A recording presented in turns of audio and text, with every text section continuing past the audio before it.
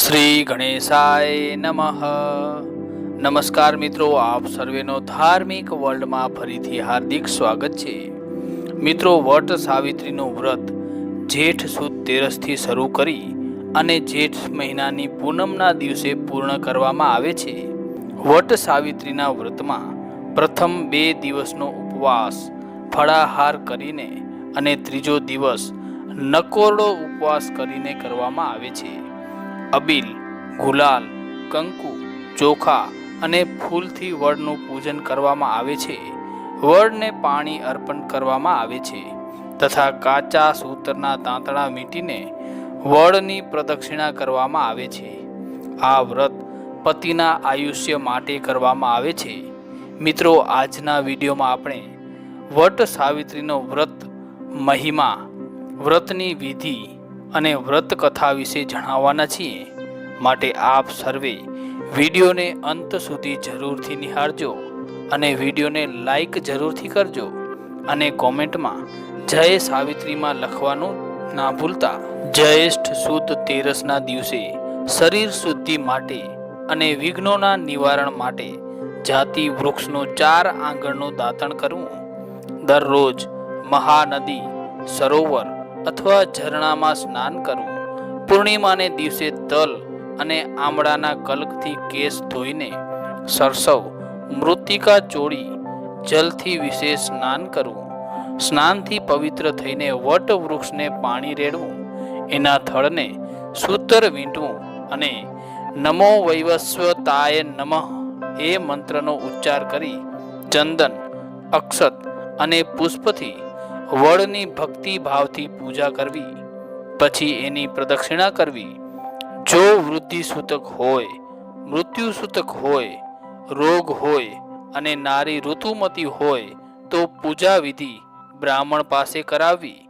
ત્રયોદશીથી આરંભીને આ વ્રત પૂર્ણિમા પર્યંત કરવું। જ્યેષ્ઠ સુદ 12ના દિવસે વ્રત કરવાનો નિશ્ચય કરી રાત્રિએ સંયમિત રહી અને ક્રમપૂર્વક વિધિ સહિત એને પૂર્ણ કરવું। સધવા, વિધવા, પુત્રવાળી અને પુત્ર વિનાની સ્ત્રીએ પતિના આયુષ્યની વૃદ્ધિ માટે આ વ્રત કરવું। જ્યેષ્ઠ સુદ પૂર્ણિમાએ સ્નાન કરી પવિત્ર થઈ સ્ત્રીએ આ વ્રતની પૂજા વિધિ કરવી। હવે આપણે વટ સાવિત્રી વ્રતની પૂજન વિધિ વિશે વાત કરીએ તો વટ વૃક્ષના સમીપમાં જવું, પછી આચમન કરી માસ, પક્ષ વગેરેનું ઉચ્ચારણ કરી વ્રતનો સંકલ્પ કરવો।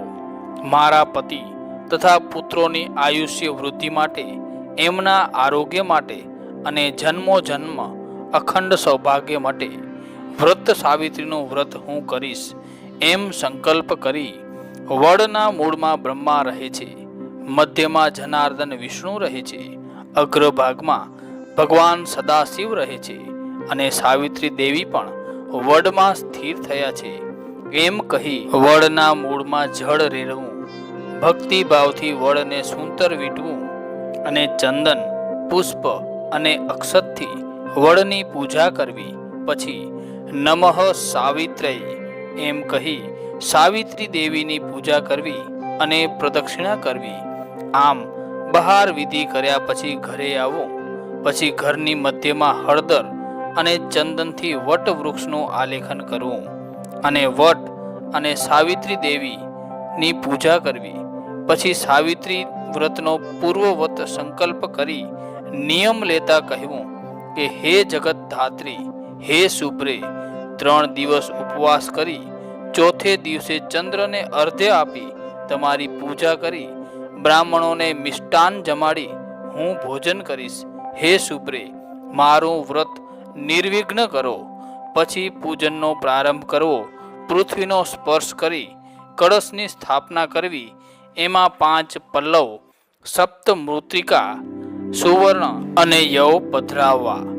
એના પર વાંસનો પાત્ર રાખી એમાં 7 ધાન રાખી એના પર વસ્ત્ર રાખવું। એના પર 32 ડબુ જેટલી વેણુની મૂર્તિ બ્રહ્માજીની મૂર્તિ સાથે સ્થાપવી।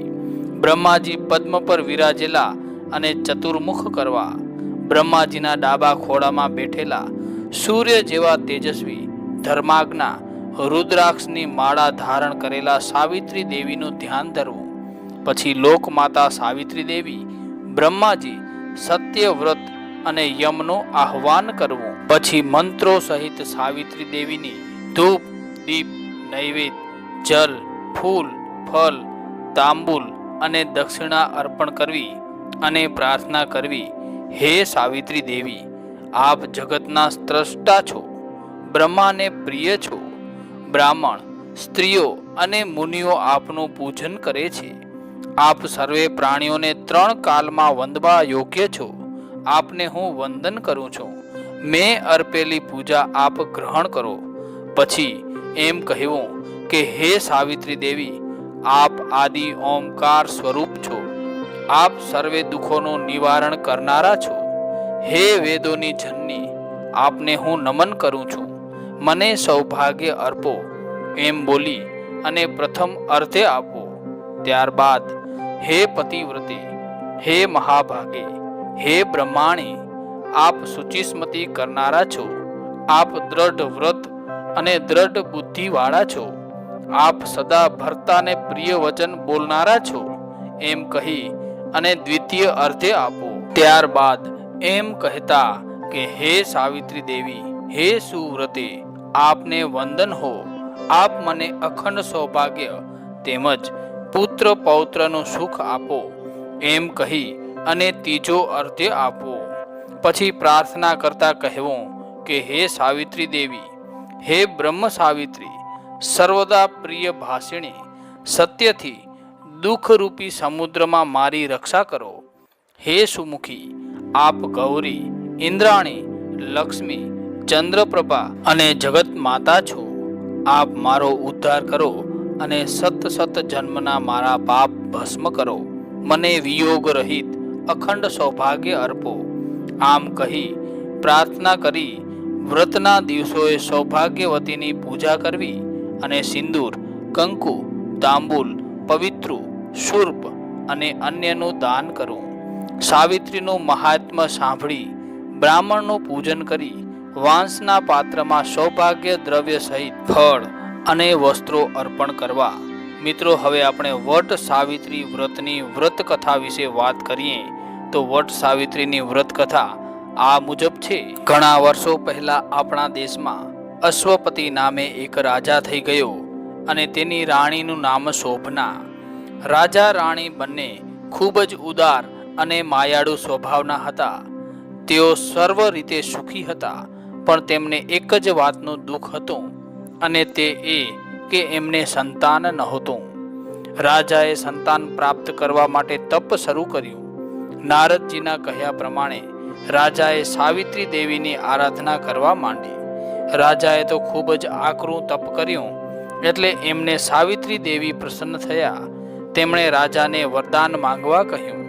રાજાએ કહ્યું, દેવીમાં, અમે તો સર્વ વાતે ઘણા સુખી છીએ, પણ આ સુખનું ભોગવવા માટે અમારે ત્યાં એક પુત્રની ખોટ છે. દેવીએ કહ્યું, હે રાજન, તારા નસીબમાં પુત્રનું સુખ નથી, પરંતુ મેં તને વચન આપ્યું છે એટલે તને પુત્રને બદલે પુત્રી થશે. પુત્રી પણ એવી ગુણિયલને ભક્તિ ભાવવાળી થશે કે આગળ જતા તેનું નામ રોશન કરશે. તું આ પુત્રીનું નામ મારા નામ ઉપરથી સાવિત્રી પાડજે. આમ કહી માતાજી તો અંતર ધ્યાન થઈ ગયા. થોડા સમય પછી રાણીને દિવસો રહ્યા અને પૂરા 9 માસે રૂપાળી કુંવરીને જન્મ આપ્યો. માતાજીના કહ્યા પ્રમાણે આ કુંવરીનું નામ સાવિત્રી પાડ્યું. સાવિત્રી ખૂબ જ રૂપાળી હતી અને તે દિવસે ને દિવસે મોટી થવા લાગી. તે રાત્રે ન વધે એટલી દિવસે વધે અને દિવસે ન વધે એટલી રાત્રે વધે. રાજા રાણી તેને ખૂબ જ લાડકોડથી ઉછેરવા લાગ્યા. રાજાએ તો તેને ભણાવી ગણાવી અને બધી જ વિદ્યામાં પારંગત બનાવી. આમ કરતાં કરતાં તે તો ઉંમર લાયક થઈ ગઈ. હવે બધા રાજકુમારો તેને જોવા માટે આવવા લાગ્યા, પણ સૌ એની આગળ વામણા લાગવા માંડ્યા એટલે કોઈ હા પાડતું નથી. એવામાં એક દિવસ નારદજી ત્યાં આવી પહોંચ્યા. રાજાએ તેમની ખૂબ આગતા સ્વાગતા કરી. પછી નારદજીએ કહ્યું, હે રાજન, તમે રાજકુંવરીને પરણાવતા કેમ નથી? રાજાએ જવાબ આપ્યો કે રાજકુંવરીને અનુકૂળ આવે એવો કોઈ રાજકુમાર મળે તો તેને પરણાવીએ ને. એવામાં સાવિત્રી ત્યાં આવી પહોંચી તેને નારદજીને નમસ્કાર કર્યા. નારદજીએ તેણે આશીર્વાદ આપ્યો અને કહ્યું, બેટા, તને કોઈ રાજકુમાર પસંદ પડ્યો કે નહીં? સાવિત્રીએ કહ્યું, ભગવાન, ધૂમસેનનું રાજ તેના દુશ્મનોએ પડાવી લીધું છે. આથી તેઓ જંગલમાં આશ્રમ બાંધીને રહે છે. તેમના પુત્ર સત્યવાનને હું મનથી વરી ચૂકી છું. સાવિત્રીની વાત સાંભળી નારદજી કંઈ બોલ્યા નહીં. થોડીવાર પછી વિચાર કરીને બોલ્યા, સાવિત્રી, સત્યવાન બધી રીતે તારે યોગ્ય છે, પણ શું મુનિવર? સાવિત્રીએ પૂછ્યું. તેનું આયુષ્ય ખૂબ જ ટૂંકું છે. હવે તે માત્ર 1 જ વર્ષ જીવી શકશે. આ સાંભળી રાજા રાણી તો અવાક બની ગયા. તેમના માથે તો જાણે દુઃખના ડુંગર તૂટી પડ્યા. તેમણે દીકરી સાવિત્રીને બીજો પતિ પસંદ કરવા માટે વિનંતી કરી, ખૂબ જ સમજાવી, છતાં પણ સાવિત્રી એકની બે ન થઈ. તે તો પોતાના વિચાર ઉપર અડગ રહી. આથી રાજા રાણી ઢીલા પડી ગયા. નારદજીની પણ ધીરજ ખૂટી ગઈ. એટલે તેઓ પણ નારાયણ નારાયણ કરતા ચાલતા થયા. રાજા અશ્વપતિ જંગલમાં આવેલા ધુમતસેનના આશ્રમે ગયા. ધુમતસેન અને તેમની પત્ની બંને અંધ હતા. તેથી તેઓ રાજાને ઓળખી શક્યા નહીં. તેથી તેઓ રાજા ધુમસેન પાસે જઈ અને બોલ્યા, હે રાજા, મારું નામ અશ્વપતિ છે. હું આ રાજ્યનો રાજા છું. મારી પુત્રી સાવિત્રીનું માંગું આપના પુત્ર સત્યવાન સાથે કરવા માંગુ છું. આ વાત સાંભળી અંધ રાજા ધુમસેનને તો ભારે નવાઈ લાગી અને તે બોલ્યા, હે રાજન, આપ તો જાણો છો કે હું વૃદ્ધ અને અંધ છું. વળી હું રાજ્ય વગરનો રાજા છું. હું, મારી પત્ની અને દીકરો સત્યવાન, અમે ત્રણેય આ જંગલમાં આશ્રમ બાંધીને રહીએ છીએ. તમારી દીકરી તો રાજકુમારી છે. એ હાથે કરીને આ જંગલના દુઃખો શા માટે સહન કરવા તૈયાર થઈ છે? ત્યારે અશ્વપતિ રાજાએ કહ્યું, મહારાજ, સાવિત્રી પોતે જ તમારા પુત્રને પરણવા તૈયાર થઈ છે, તો પછી આપને કાંઈ વાંધો છે? ના, એમાં મને શું વાંધો હોય? ખુશીથી મારા પુત્ર સત્યવાન સાથે આપની પુત્રીને પરણાવો. તે તો ખૂબ જ હરખાઈ ઉઠ્યા. થોડા દિવસ પછી શુભ મુહૂર્ત જોઈ અશ્વપતિ રાજાએ સાવિત્રી અને સત્યવાનના ધામધૂમથી લગ્ન કરાવ્યા. રાજા રાણી ઉપરથી ખુશ દેખાતા હતા, પણ અંદરથી ખૂબ જ ચિંતિત હતા. રાજાએ પોતાની દીકરી સાવિત્રીને કન્યાદાનમાં ખૂબ જ ચીજ વસ્તુઓ અને પુષ્કળ ધન આપ્યું. આ આશ્રમમાં સત્યવાન અને સાવિત્રી ખૂબ જ આનંદમાં પોતાના દિવસો પસાર કરવા લાગ્યા. નારદ મુનિ કહી ગયા હતા એટલે સાવિત્રીએ વટ સાવિત્રીનું વ્રત શરૂ કર્યું. આ વ્રત 3 દિવસ ચાલ્યું અને ચોથે દિવસે પૂરું થયું. તે ખૂબ જ ભક્તિ ભાવથી માં સાવિત્રી દેવીની આરાધના કરવા માંડી. આમને આમ 1 વર્ષ પૂરું થવા આવ્યું. નારદ મુનિના કહ્યા પ્રમાણે સત્યવાનના મૃત્યુનો દિવસ આવી પહોંચ્યો. એ દિવસે સવારે સત્યવાન લાકડા કાપવા જંગલમાં જવાની તૈયારી કરવા લાગ્યો. સાવિત્રીની ઈચ્છા હતી કે આજે આખો દિવસ પોતાના સ્વામી સાથે રહેવું. તેથી તેણે સત્યવાન સાથે જંગલમાં જવાની ઈચ્છા વ્યક્ત કરી. સત્યવાન પોતાની સાથે સાવિત્રીને પણ જંગલમાં લઈ ગયો. સત્યવાન અને સાવિત્રી જંગલમાં એક સૂકા ઝાડનું ઠૂંઠું જોઈ તેની પાસે ઊભા રહ્યા. સત્યવાન તે ઝાડ ઉપર કુહાડીનો ઘા મારવા લાગ્યો કે અચાનક તેના પેટમાં ખૂબ જ દુખાવો ઉપડ્યો.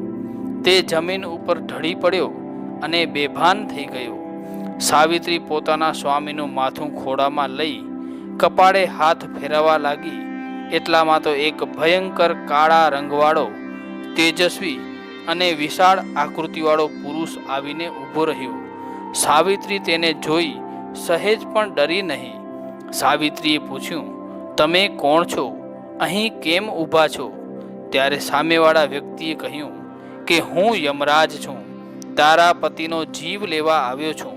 ત્યારે સાવિત્રી બોલી, મેં સાંભળ્યું છે કે મૃત્યુલોકમાં માનવીનો જીવ લેવા માટે તો આપના દૂતો આવે છે, પછી આપ જાતે કેમ આવ્યા? યમરાજ બોલ્યા, સત્યવાન સાચો અને સદાચારી પુરુષ છે, એટલે એનો જીવ લઈ જવો મારા દૂતોનું કામ નથી. આવા પવિત્ર પુરુષોને લેવા હું પોતે જ આવું છું. આમ કહી યમરાજાએ સત્યવાનના પ્રાણ હરી લીધા અને ચાલવા લાગ્યા. સાવિત્રી પોતાના મૃતદેહને ઝાડ નીચે મૂકી દુઃખી હૃદયે વિલાપ કરતી કરતી યમરાજાની પાછળ પાછળ જવા લાગી. સાવિત્રીને પાછળ આવતી જોઈ યમરાજા બોલ્યા, હે બેટી, હવે પાછળ આવવું નકામું છે, કારણ અહીં માનવીની હદ પૂરી થાય છે. તું પાછી જા. વિધિના લેખ મિથ્યા થતા નથી, માટે શોક કરવો નકામો છે. યમરાજા, મારી શ્રદ્ધા અને સંકલ્પ અડગ છે. હું મારા પતિ સાથે જ રહીશ. 7 ડગલા સાથે ચાલનારને મિત્રનો અધિકાર મળે છે. હું આપની સાથે ઘણા ડગલા ચાલી છું, એટલે આપ મારા મિત્ર બન્યા. મારો પતિવ્રતા ધર્મ પાળતા આપ મને કઈ રીતે રોકી શકશો?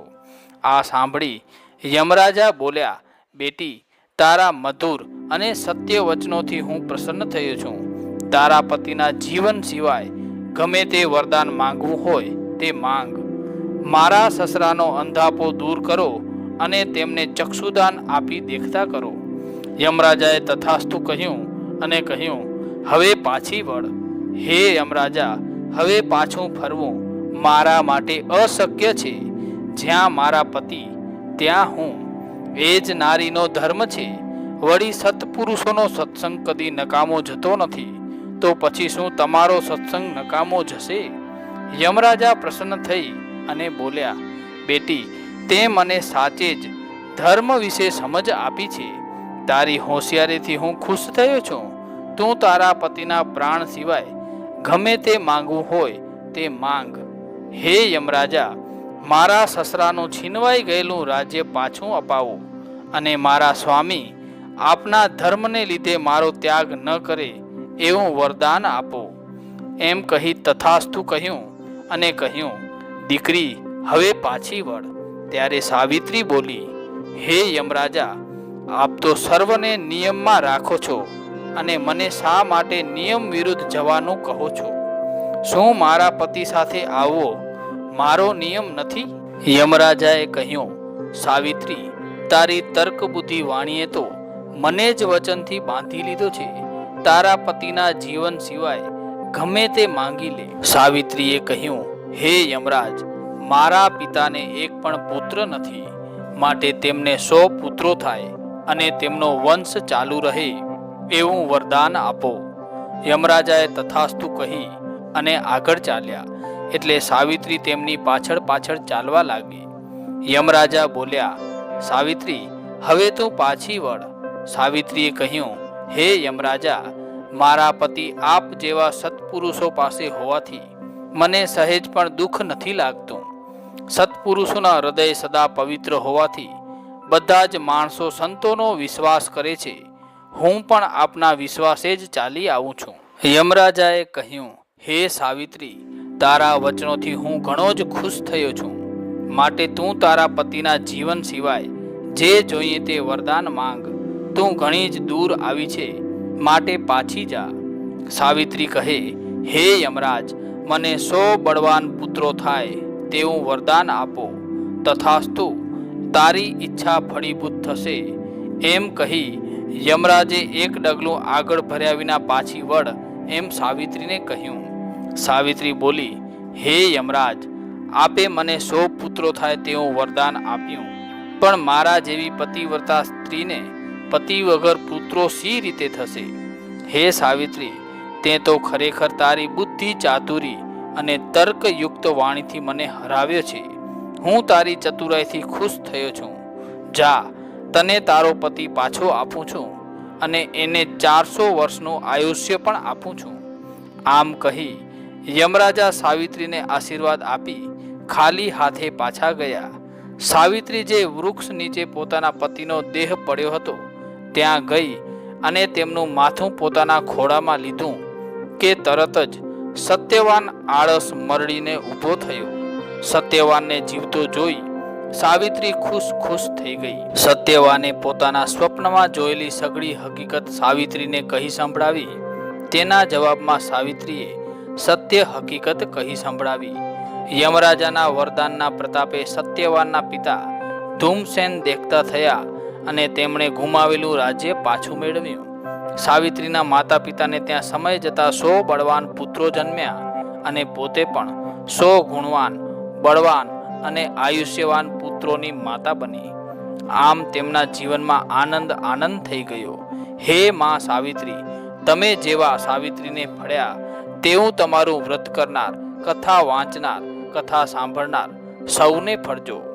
મિત્રો, આપને આ વિડીયો ગમ્યો હોય તો વિડીયોને લાઈક જરૂરથી કરજો અને આપના મિત્રો સાથે વધુને વધુ શેર કરજો તથા કોમેન્ટમાં જય માં સાવિત્રી લખવાનું ના ભૂલતા. ધન્યવાદ.